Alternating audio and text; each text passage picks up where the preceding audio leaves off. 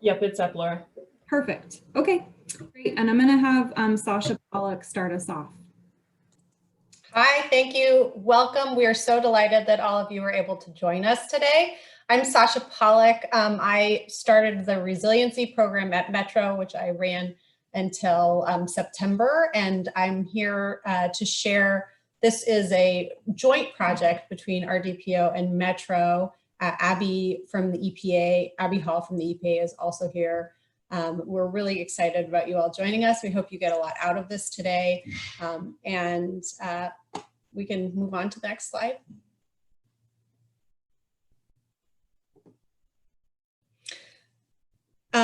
So this is an image of the smoke that blanketed our region in September.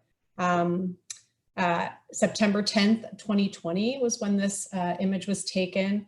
Our region had the worst air quality in the world that week, as I'm sure many of you remember who were here for it. And here on this page is also the agenda for today. We're not going to do verbal introductions because we have such a large turnout, but we're really delighted that you guys are filling in the chat who you are and what jurisdiction you're from. If we're getting folks who have just joined, if you could share that in the chat, that would be great.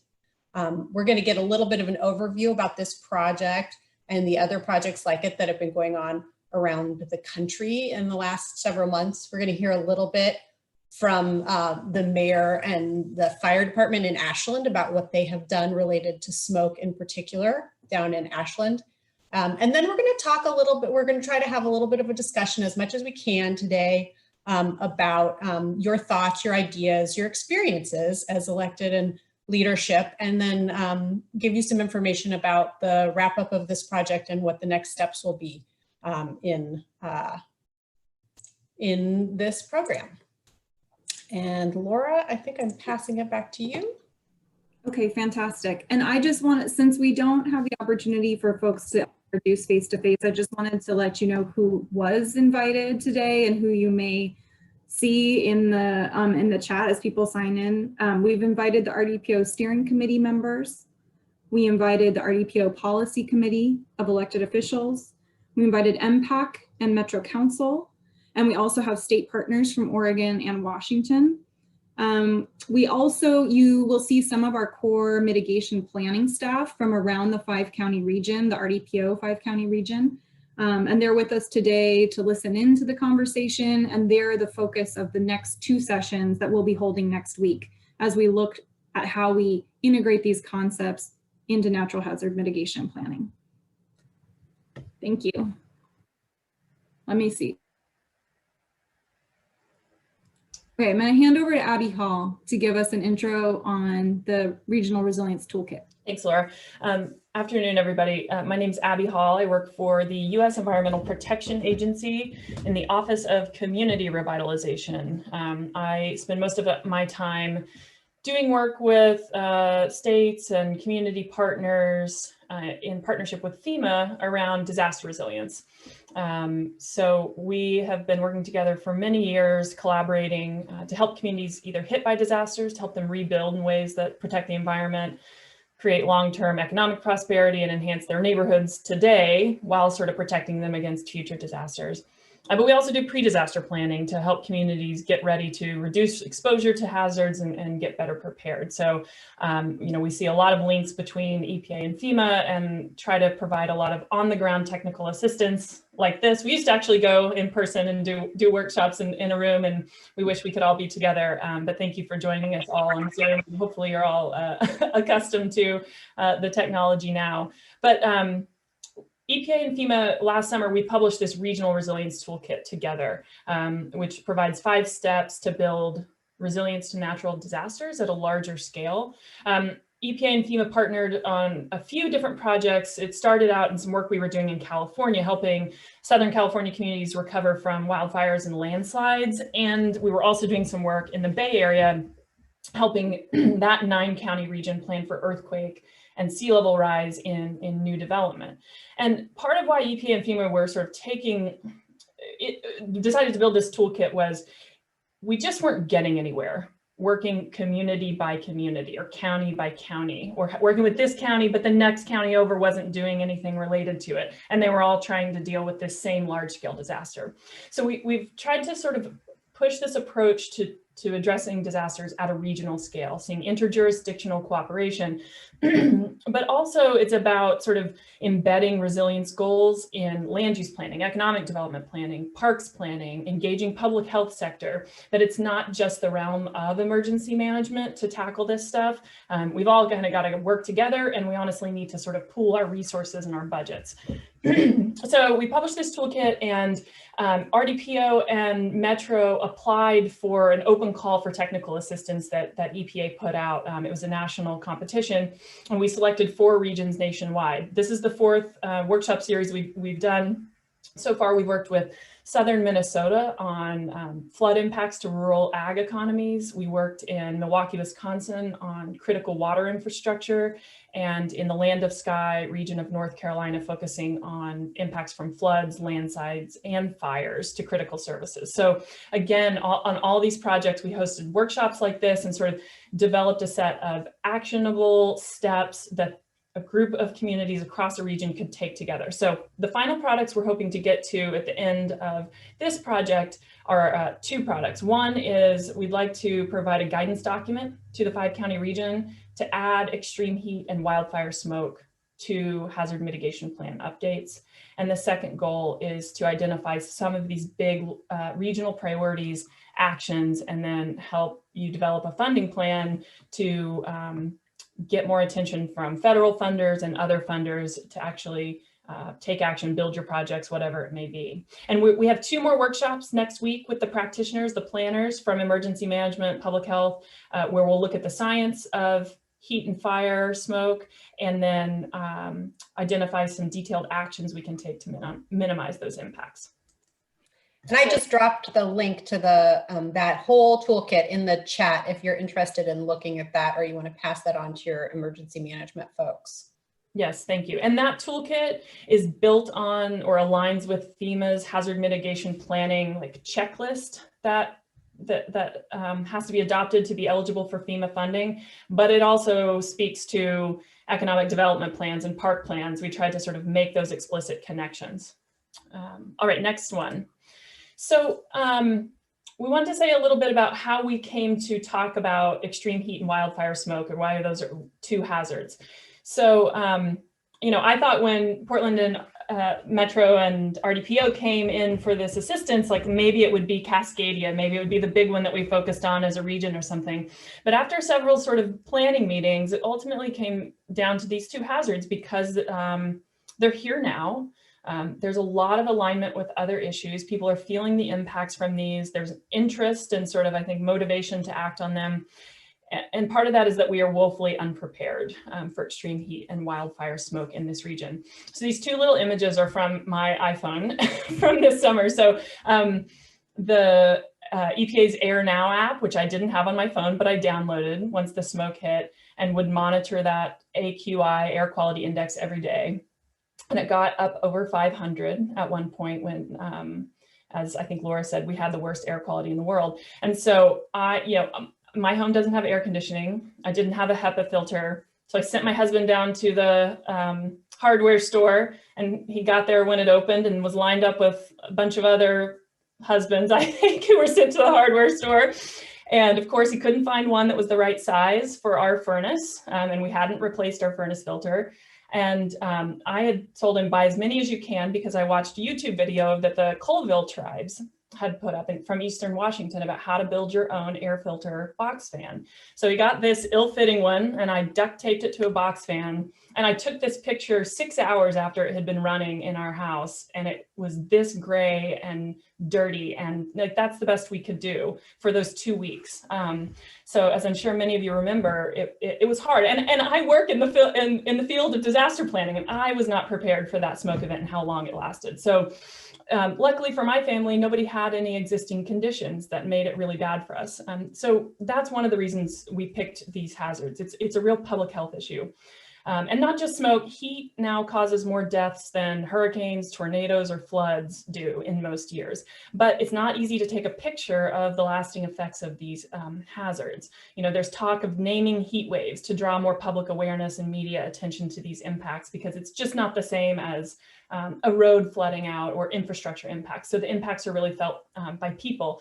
And then that links to equity issues, because there are disproportionate impacts to vulnerable populations who either have those existing health issues like cardiovascular disease, or their environmental justice communities, that live in, people living in neighborhoods that are already facing poor air quality. And this just exacerbates that if they already have, high rates of asthma, or folks who can't afford to add air conditioning to the homes that they rent, or they're not allowed to. And then heat and smoke, it made sense to combine them because they're really what we call cascading impacts. If you've got a heat wave, then there is higher likelihood of having fires, and then you're going to have smoke on top of that. We sort of got lucky this year because we didn't have the high heat during this smoke event. So, we weren't stifling hot in our homes as we were sheltering in place, but these events are often going to come together. And again, there's limited air conditioning throughout the Pacific Northwest. We're not really prepared for heat waves, hot summers. We're not used to this type of smoke. So there's, I think, a widespread lack of preparedness at the household level. And then lastly, climate change tells us that we will only see more of these events. They'll be more frequent. This is going to become sort of run-of-the-mill events, and we need to be better prepared for them. And then Laura's going to talk about the other big reason that we selected these two hazards. Okay, before we go there, I just wanted to alert folks, there was even today, there was an article on OPB about the 5th biennial climate adaptation report, and how these are the #1 and #2 problems that we will continue to see from climate impacts. So I'm putting that link in the chat as well. Thank you, Abby. So one of the first steps we took when we initiated this project earlier in the year is that we were fortunate enough to get a student from Portland State University to help us with a review of the existing natural hazard mitigation plans in the 5-county region. Zach Boyce, I'll just give a call out. You're on the call with us today. Thank you for all the work you did. And there's a lot more that we can share if folks want to see the work that Zach did on that crosswalk. But for today, we just wanted to briefly mention, this is the list of the hazards that are already represented in the plans, and want to call out that while wildfire is on the list, smoke impacts do not appear in our natural hazard mitigation plans right now. And in addition, extreme heat is mentioned in the natural hazard mitigation plan for just one of our counties. The icon next to the names indicate the counties, and so that blue dot that you see next to extreme heat is representing Clackamas County. So there's a real gap for us in the existing plans, and these are on a 5-year update cycle. So it's timely for us to call out the need to incorporate them in the future plans. And in addition, the state's natural hazard mitigation plan here in state of Oregon that was just recently released earlier this year has already taken strides to do better integration of climate change driven hazards, and particularly looking at heat across the state. So with that, I'm going to hand back over to Abby. So we wanted to share a little bit of what we've been hearing so far in the past several months while we've been prepping for these workshops. We've heard from many elected officials we already talked to that this is good timing and that these are important hazards to be talking about and planning for now. And we also reached out to a number of community-based organizations to hear from them what they know of the sort of felt impacts on the ground, so that we're not just looking at this from a data and maps, what does climate science tell us is coming our way, but what is being felt on the ground now by people in the region. So we're going to pop through these very quickly and just give you a few highlights of what we've heard. So we spoke to the Asian Pacific American Network of Oregon, APANO. I talked to Duncan Wong, and what he let me know is that on the smoke issue, that it definitely does exacerbate existing air quality issues. The census tracts, especially that they cover where they're their office is in East Portland. They have existing high rates of asthma attacks and low birth weights. So smoke is definitely a concern for them. This summer, in September, he said, a lot of their constituents were staying home. They were rushing out to buy air filters like I was, and there weren't enough in the stores. It was interesting. He did say that a lot of Chinese immigrants are so familiar with bad air quality that they were sort of more conscious about it. But in general, they sort of feel like the air quality is so good here that, this is just a blip of sorts. So I think that was interesting. But people who didn't have that experience did find it very concerning. And I asked about like business impacts, and he said, well, we're all shut down for COVID anyway, so they weren't really feeling that. But he did mention Apano hosts a night market every August, and that they've had to shut that down in the past actually for smoke. So I think that aligns with a little bit of what we'll hear from Ashland in a little bit. And then Sasha's going to talk next. Yeah, I talked to PUCUN, Pineros y Campesinos Unidos del Noroeste, and PUCUN is a union that represents agricultural workers in the Willamette Valley. I talked to Ira Coelho Martinez there, and his main feedback was that accessible communication in Spanish and through culturally accepted channels, including local advocacy groups like his, local Spanish language radio stations, and Univision was really critical to getting messages out to individuals. He also said that most of the communication that he heard was saying, just stay indoors, and he felt like it wasn't relevant to a group of people who had to go outside to complete their work, to report for field work. And it's important for this communication not just to be one-sided, but that we will need to hear back from vulnerable populations about what their concerns and barriers to keeping safe are. The workers he represents don't have a choice to go to work or not, especially during the pandemic. That not only increases their exposure to smoke, but also reduces their ability to get themselves and their families ready to evacuate should the need arise, because often they're living and working in these same areas that often were at least level 2 evacuation during the most recent fire and smoke events. In addition to ensuring individuals have the information and resources they need to keep themselves safe, PUCUN actually drafted a letter to OSHA asking for adoption of permanent rules to protect workers from wildfire smoke and extreme heat.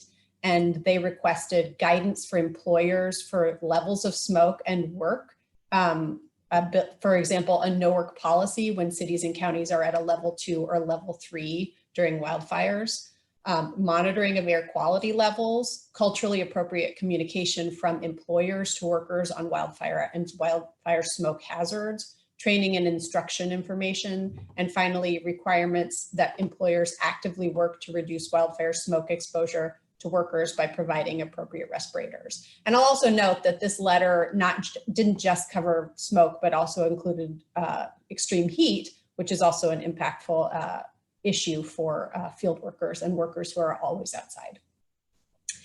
And then I'll pass it back to Laura to talk about houseless populations.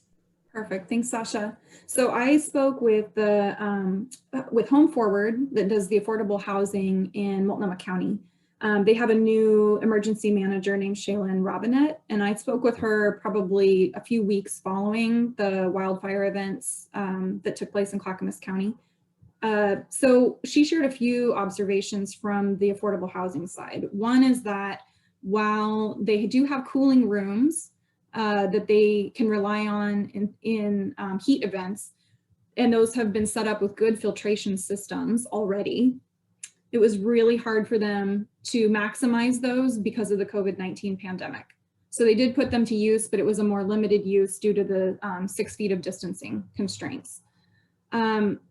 She also highlighted that, kind of going back to Abby's point about coinciding heat and smoke events, that some of the high-rise facilities that they oversee, it becomes a real challenge when folks need to shutter everything for smoke, but when we're in a high heat event. So it's like a really tricky balancing act for them on how to advise residents what's the safer thing to do. They also just noted, Abby showed that picture. I think probably a lot of us did the at-home filter hack with a box fan. But for a lot of the residents that are in these affordable housing, they don't have, it's not affordable to them to go out and get those supplies, even though the cost seems minimal compared to some of the other solutions. So just needing more support for that. And I think that's something maybe the Ashland folks will shed a little light on too from their experience. And then, you know, what was painful to hear is safety issues for staff, especially in wildfire evacuations, become really tricky for providers like this. They had to pull staff out due to safety concerns for staff, but leave residents behind. And that was not something that they enjoyed doing. And so part of Shaylin's work going forward is going to be looking at better evacuation procedures and having clarity about resources for evacuation should it become necessary. And then the final point kind of underscores what Sasha was saying around communication, because also for these, for the communities that are living in affordable housing, oftentimes they don't have telephones, they don't have access to telephones. So something Home Forward was exploring is whether they should actually consider distributing burner cell phones to people ahead of the next wildfire season so that they can get timely notification to individual residences.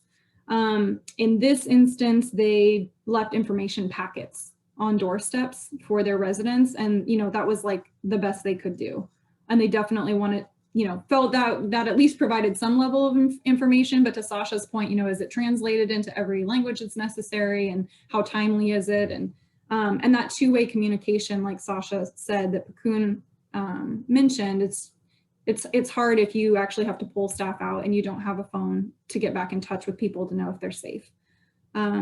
So that's what we heard from them. And then I did also speak with the homeless Joint Office of Homeless Services, and they you know, said similar things about this concern around sheltering populations, COVID-19, smoke impacts. It was such a compounding, complicated scenario for them to problem solve for the safety of people in their service. But we definitely need to do more digging with the social service providers. The Joint Office has referred us onward to them, and we need to do, I think that's something for the natural hazard mitigation planning process that we need to do more unpacking directly with the service providers on that.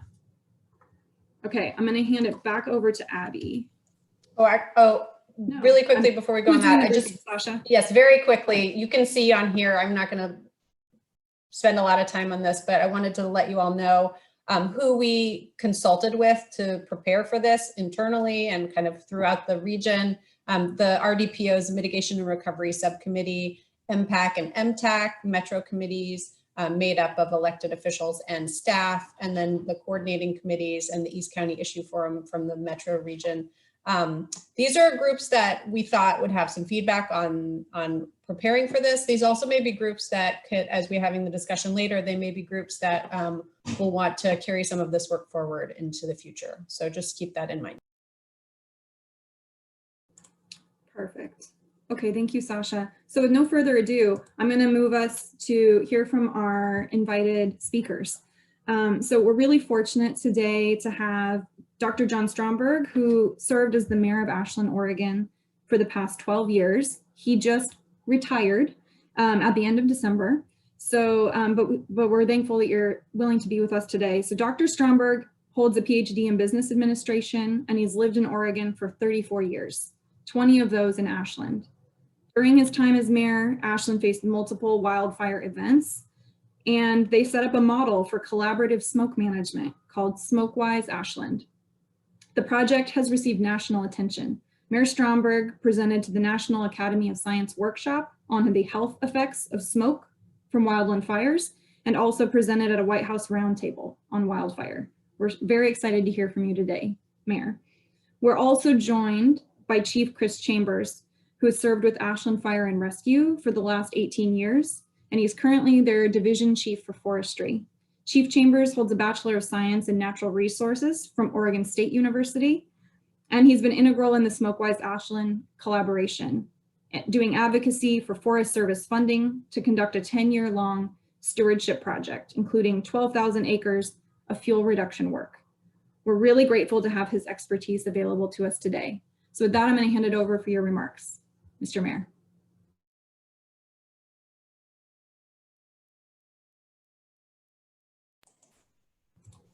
Oh, I'm asking you to unmute. I think you're still muted. Thank you. Just caught it myself. Thank you. I was just saying my head's spinning with all the complexity of this stuff, but that's also what makes it interesting, vitally important. what it can do to an economy. And we're seeing in Ashland the combination of COVID-19 and some of the weather effects and fire effects, because we had a big extreme fire down here that just touched on Ashland and then destroyed a couple of communities. So anyway, I'm here with Chris Chambers, and Chris and I have been working, this is our 13th year, working initially on wildfire and wildfire in the forest, because Ashland backs up into Forest Service lands that provide our watershed, but are also, of course, because they're filled with extra fuel, they're also a wildfire threat to the town.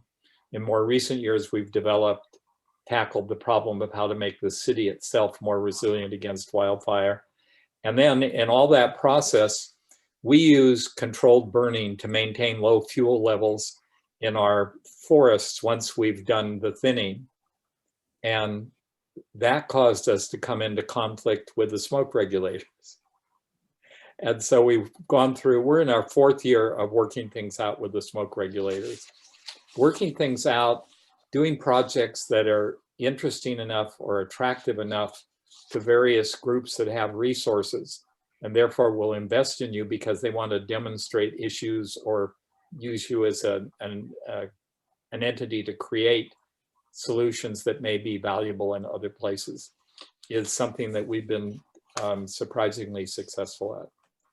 So anyway, disclaimer, Chris Chambers hereby has the right to interrupt me at any moment and correct or amplify anything I say, because he's the hands-on guy as well as the leader and manager for city staff. And I'm more a person who fills a gap that has to do with dealing with various levels of officials who have their hierarchies and how those align with the city. And also, it seems to be interesting to people with resources if there's an elected official who's actually directly involved with projects. So also, I want to make a distinction between model and example. We have felt that part of our responsibility and part of our role, if we're going to be doing pilot projects and demonstration projects, is to be really good at sharing what we're doing and being a place where you can come and visit and get out and get your hands dirty or get involved in seeing actual stuff going on.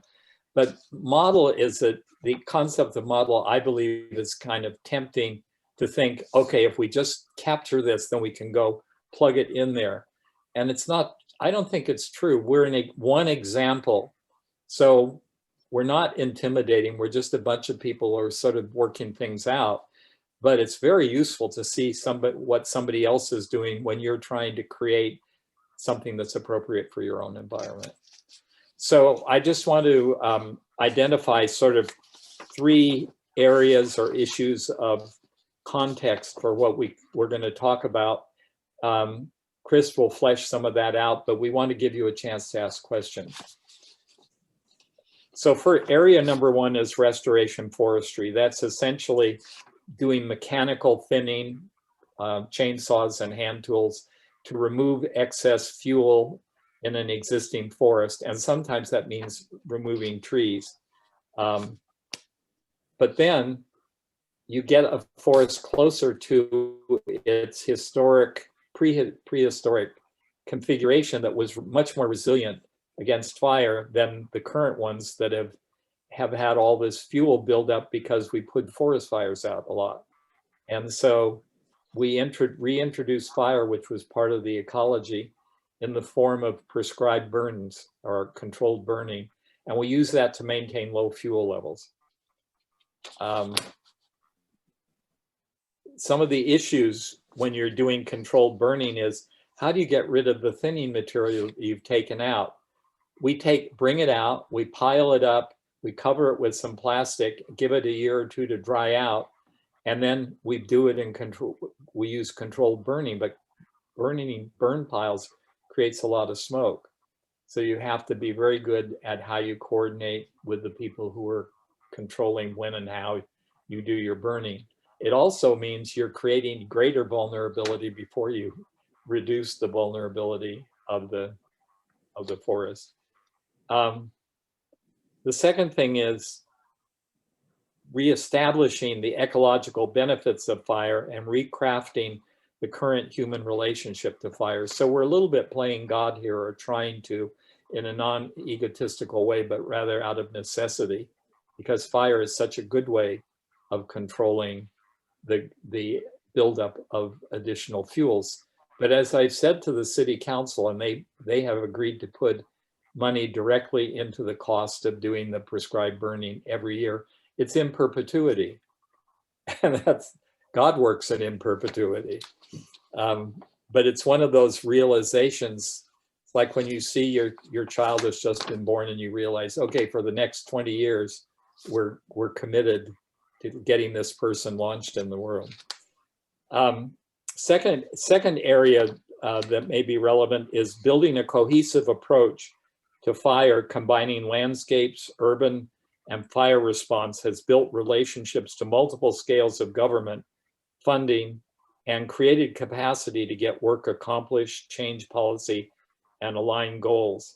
So there's been some kind of chemistry that occurs when you take a collaborative approach. And our thinning project, Ashland Forest Resiliency Project, is a four-way stewardship partnership between the city, the U.S. Forest Service, the Nature Conservancy, and Lomakotze Restoration Project, which does ecologically sensitive thinning in projects such as ours.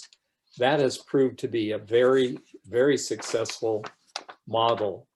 And then our community has joined and built on that and amplified it. So there's been a lot of collaboration as a key component to what we've been doing. And the third area of context is the collaborations and partnerships that have blossomed from the AFR project into the community. So with SmokeWise, we have an unusual Chamber of Commerce in Ashland, and they are not an arm of a political party. They are politically neutral, and they're community-based. So for example, they try to make sure that they help local small businesses survive rather than being displaced by large outside businesses that come in. They really have gotten behind AFR and the other work we're doing. And they came up with the idea of what it became known as SmokeWise Ashland. At the same time, Chris and I were struggling with the smoke regulators to get them to adjust their rules and standards so that we could reasonably get a sufficient amount of controlled burning done to keep up with the growth of new fuel in the watershed. And in that process, we realized that we needed to say, okay, there's sometimes are going to be moments where smoke from our controlled burning gets into the community, but we are going to have a program to help people do practical, reasonable, affordable things to be able to survive a certain level of smoke without it having long-term effects. When I say that, I just have to also say that in Oregon, the Department of Forestry and the Environmental Quality Commission are jointly responsible for regulating how much smoke is okay to do. But the Oregon Health Authority kibitzes like crazy. And the research of what's going on with smoke in the very small sub 2.5 micron particle levels and below, the health effects of that are not fully understood or known, but people who work in the field are very concerned that that can be very serious. Well, that's an important component, especially of wildfire smoke. So you've got three agencies that you're trying to work with. We're in our fourth year of sorting things out. I won't go into the details, except at a certain point, we began saying, look, you have to have a smoke mitigation program if you're going to try to bring together the world that needs to do prescribed burning with the world that's trying to protect people from wildfire smoke. So those two things jointly created this program, which Chris can describe to you, and that we developed. We collaborated then with the Chamber of Commerce. And bringing collaboration in also brings involvement in and ownership. So there are lots of good reasons why we have found we can incorporate various participants in something that we're working on.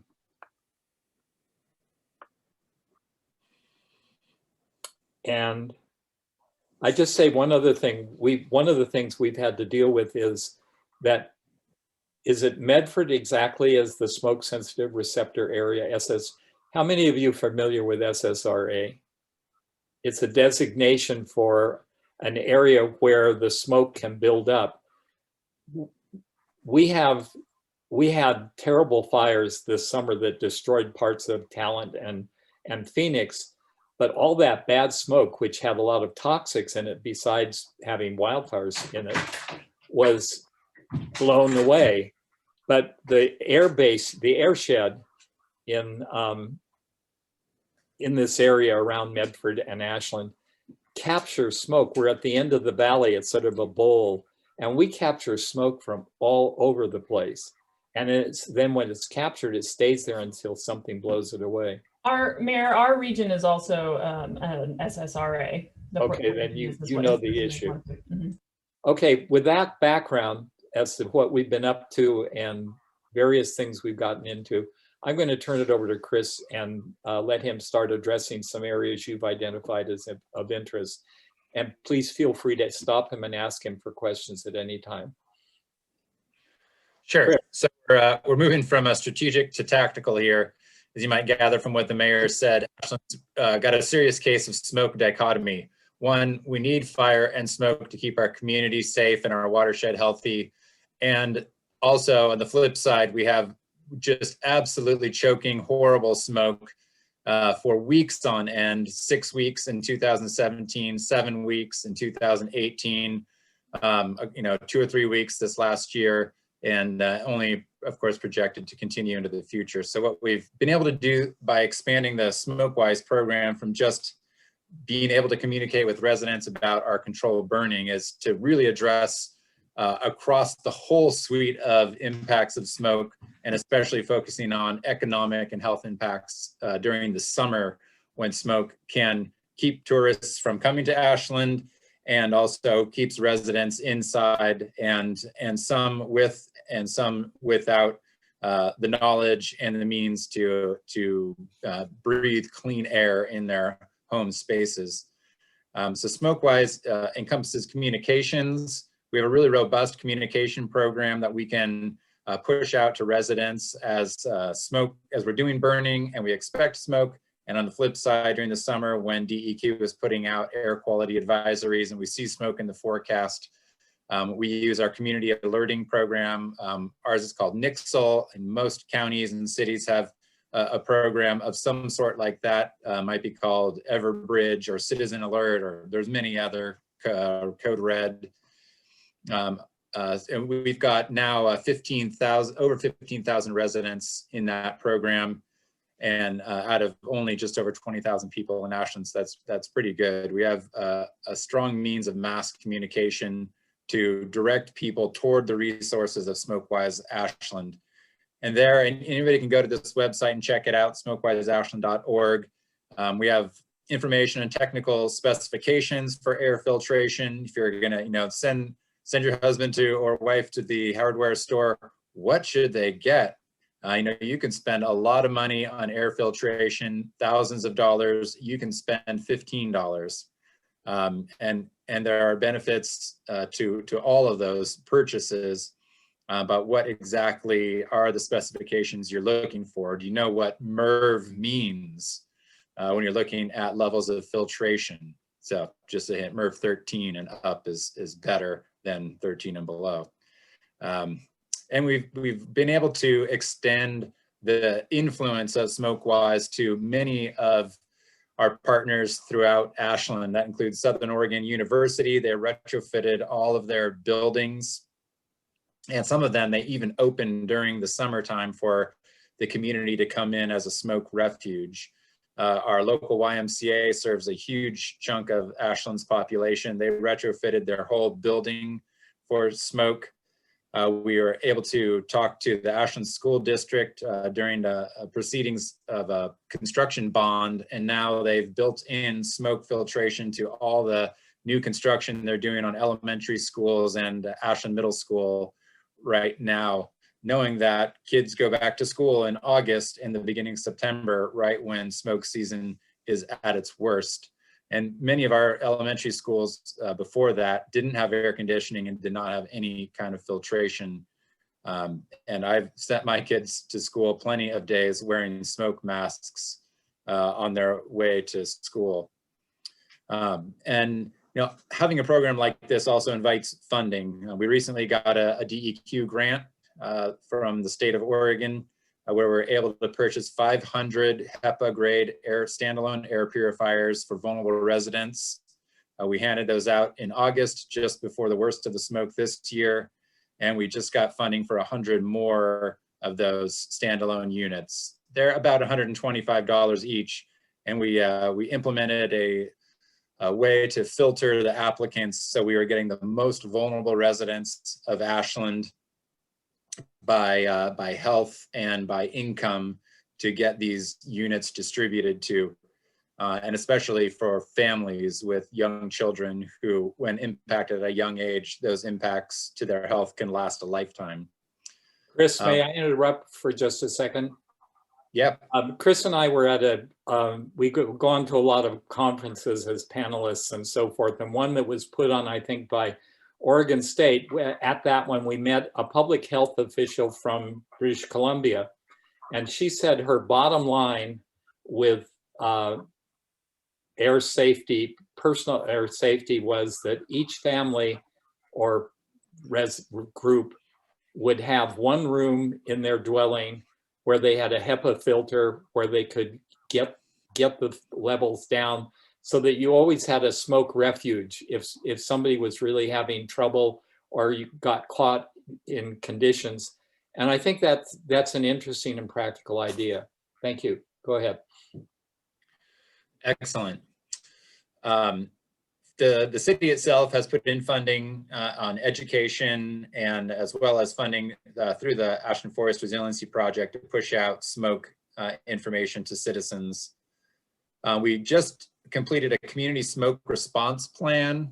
That's kind of a new thing for Oregon. It's prescribed in the smoke management rules that the mayor was talking about as to what the components of a community smoke response plan are. There's really 4 key aspects of it. I'm not going to go into great detail, but you can look that up. Now it's part of an Oregon State administrative rule as to what goes in those plans. The city of Bend filed one last year. Ashland will be a part of a group of 5 communities who gets plans submitted this year. And I think that's a great way to put down on paper your strategic vision for dealing with smoke in a community. And then there's other places you can do that as well. And then, looking through the equity lens, really trying to get the word out to the most vulnerable residents, get them signed up for means of communication about smoke, get them educated. We teach classes in the community on smoke. We've been to the Ashland Senior Center, which serves primarily low-income seniors, and taught smoke adaptation classes, what to do in your home to avoid smoke exposure as much as possible, how to go about daily life when outside is toxic.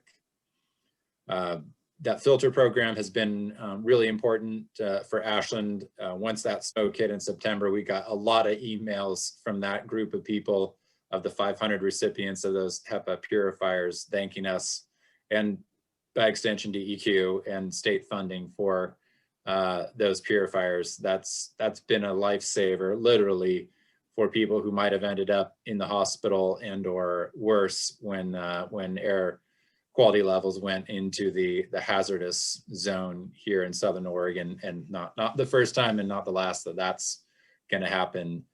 And just getting people to understand what the air quality readings are has been a hurdle in and of itself. When you download an app, for a lot of us, it's pretty obvious, like, oh, that looks really bad. And you look outside and it looks really bad. But understanding what those mean in terms of actions that you need to take to protect yourself as air quality is getting worse throughout the day. Understanding, some people want to even understand how those numbers are calculated, and it's not as easy as it seems to understand that. It is pretty complicated. But excuse me, there's a one lot of other thing. I'm sorry, can I interrupt? Yeah, go let's for do it. let's do one more comment, and then I'm going to transition us to make sure we have time for questions. But go ahead, Mr. Mayor. Okay, so one of the things that you really want is you want it to empower people and not just have them have a piece of equipment that they're dependent on, and if it doesn't work, they're scared. You can learn your smoke shed. And if you talk to, I figured this out at one point because we work with the people in Bend a lot on some of these commoner problems. They have a problem there in how their smoke levels are measured because the smoke tends to drop down in the evening over a certain point where the actual nephelometer exists, and so they get maximum high readings. Well, it turns out that in Ashland, in the evenings, typically when we have smoke problems, some of the smoke rises, and there are places that I run it in the evening or at night where the smoke lifts enough that you can see a light clearly 2 miles away, and you know that you're not, and you can't smell anything, and it's possible to just adapt. The whole thing with climate change adaptation. You can adapt even to some of the smoke phenomenon, so you feel a little bit more resourceful. Perfect. Just the Thank last you. piece on equity. We've distributed a lot of brochures and information. We've translated all of that into Spanish, and we've distributed it through local outlets that serve the Latinx population in the Valley. So I will leave it at that, and then questions and conversation would be great.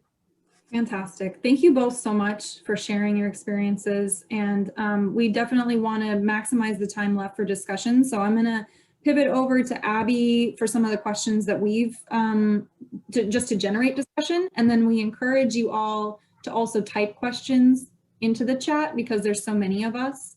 So we'll do our best to moderate and incorporate those through the remainder of the discussion. Thank you both so much. You're welcome.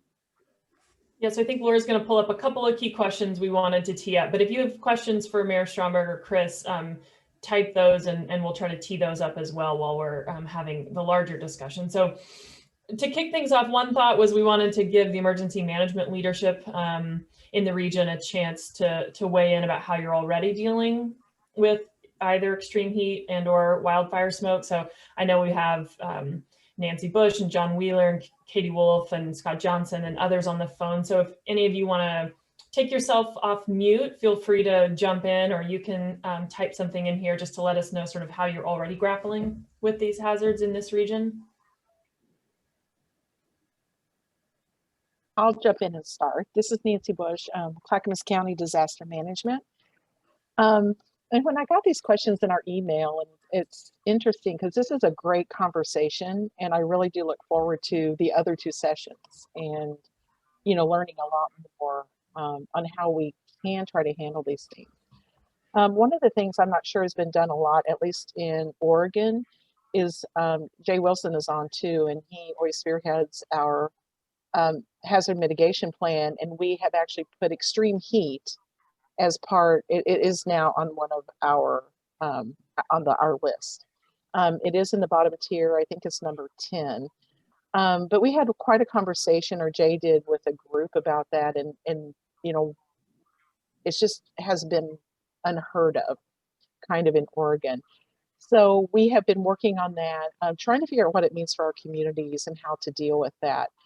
And the smoke, we have had a lot of smoke over the years, and it's not our smoke, right? It usually comes in, this year it was our smoke, but it usually comes in from other places. And how do we deal with that? And again, Jay's has taken the lead on that too, with our public health provider and with our public health director. And this year, wow, I mean, I heard someone say, it's like, we just, we had no idea what it was going to be like this year. And getting that information out in the middle of COVID, and because our county was on fire.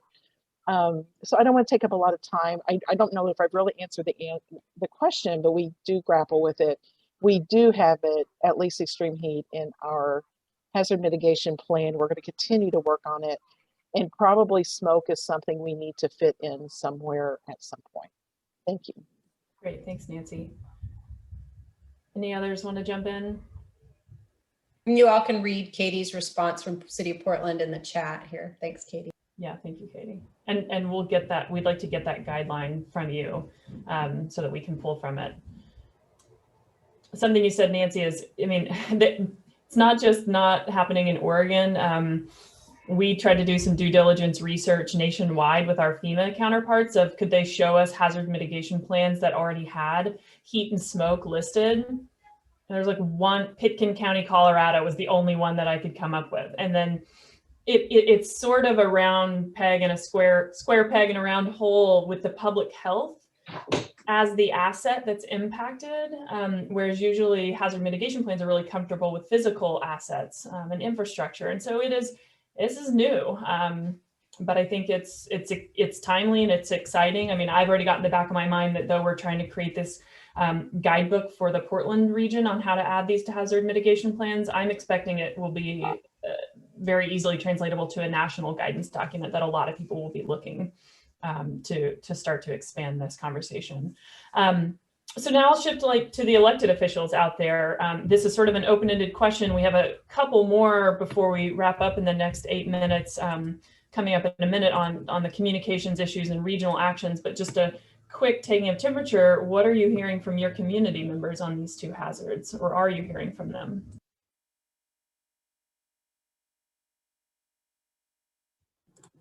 You can feel free to just take yourself off mute if you want to comment or write in the side again, right?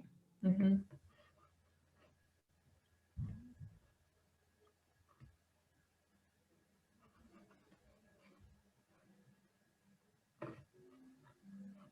We didn't think you all would be this shy.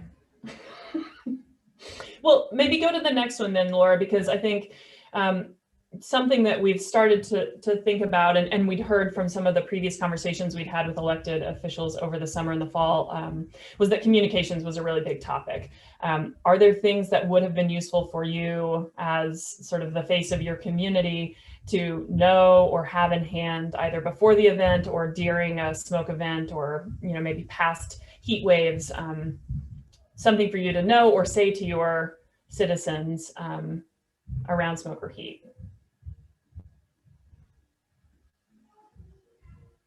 Well, I can tell you in Ashland, the air quality issue is really pushing more resources and attention towards taking care of homeless people, because they're so exposed under those conditions. And interestingly enough, particularly because of COVID-19 also being a factor to deal with, hotels and motels have been having a hard time. And there's some that are for sale, and in some of the heavy smoke periods, various organizations that helped homeless people contract, and the county itself, Jackson County, contracted for rooms in motels, because then you can put family groups or affinity group, people who are used to each other from the virus point of view can be together. You put them in separate units, and so you can shelter them by putting them in motel rooms. And I hear there even is some movement to try to buy a motel that's on the market and use that as the foundation piece for your homeless sheltering. I would just echo that. I think the number one thing you hear on social media when the posts from the government go out about this is, what are you doing to help people go to clean air spaces? And usually that's for people that don't have options. And right now it's really hard to message to people why there are not other places to offer. So I think that's tough right now during COVID. It's also just tough in general because we're always strapped for places that are like shelters. Yeah, I mean, I think, that's pivoting a little bit to this regional action, but I think that's going to be a pretty consistent priority for a lot of jurisdictions, is establishing or retrofitting existing community spaces with filtration systems, which are good. They provide air conditioning and they can be cooling centers. They provide filtered air so they can be clean air centers. And then, I mean, honestly, they can filter air for, respiratory illnesses and things like that, which is now, of course, front and center for so many of us. So it's sort of a win-win-win.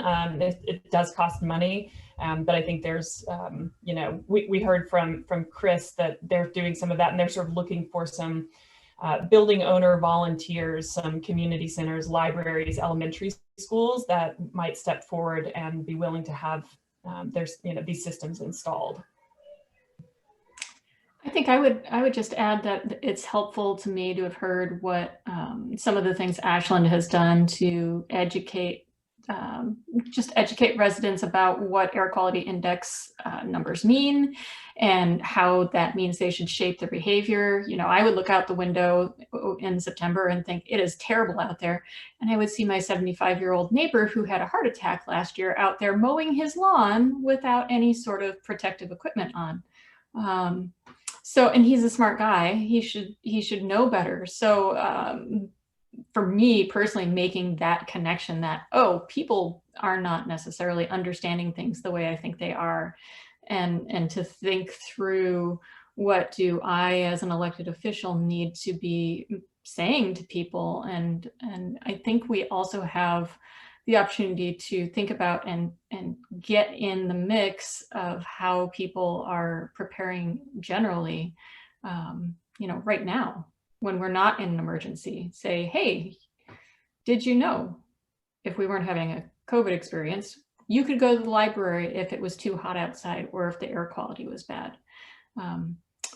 Do you know a neighbor that could help you?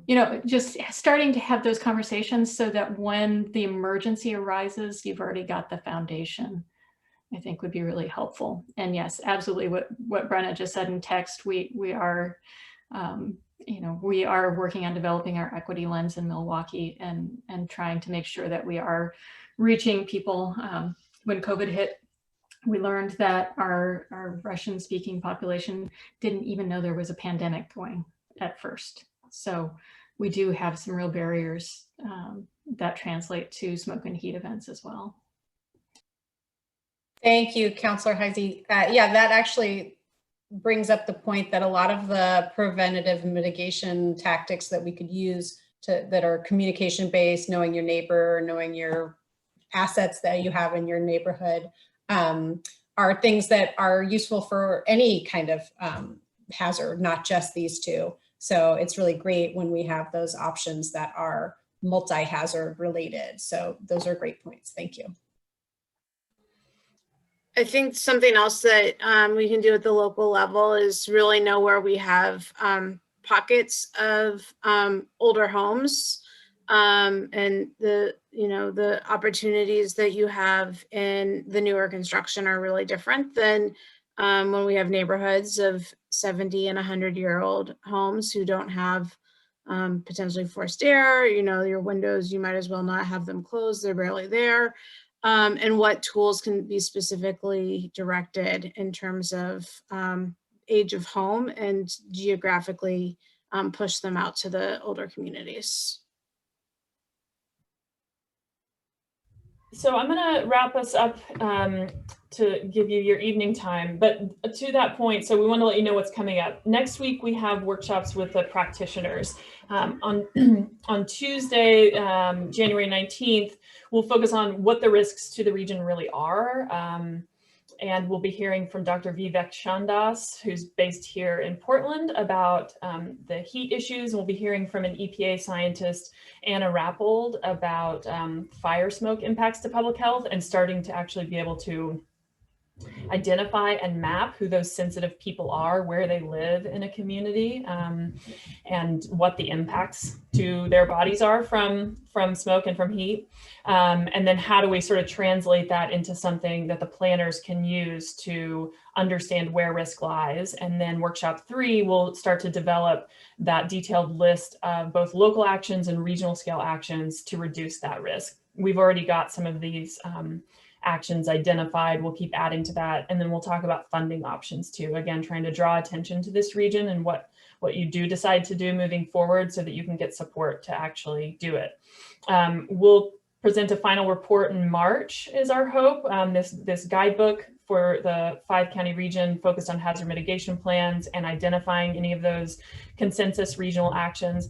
And then as follow-up to this round of work, which is, sort of planning and policy feeling, my office offers a design assistance program called Greening America's Communities. And we're going to apply it in these 4 projects nationwide that we've been doing, sort of taking this regional scale resilience down to the ground and doing actual conceptual designs for how do you implement something on the ground. So I think, one example that we've thought of here for heat is that the addition of more green space can lower temperatures in really drastic ways at a block by block level. So that could be a potential. We haven't chosen a location. That'll be part of our sort of next steps conversation next week.